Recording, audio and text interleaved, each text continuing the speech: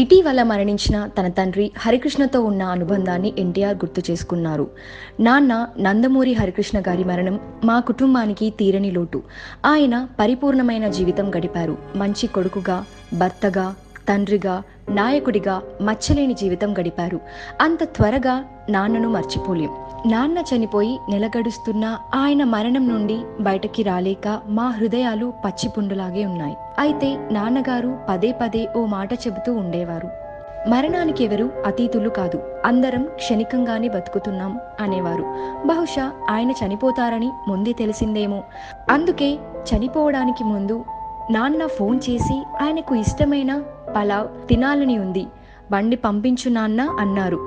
అదే ఆయన చివరి కోరిక. నేను షూటింగ్ పూర్తయిన వెంటనే ఇంటికి వచ్చి స్వయంగా పలావ్ వండి నాన్నకు పంపించా. ప్రతిరోజు మా గురించి క్షేమ సమాచారాన్ని తెలుసుకోవడమే కాకుండా ఆయన ఎక్కడికి వెళ్తున్నా అన్నయ్య కళ్యాణ్ రామ్కి నాకు ఫోన్ చేసి చెప్పేవారు. కానీ ఆ ప్రమాదం జరిగిన రోజు ఎక్కడికి వెళ్తున్నారో చెప్పలేదు అంటూ తన తండ్రిని గుర్తు చేసుకున్నారు ఎన్టీఆర్.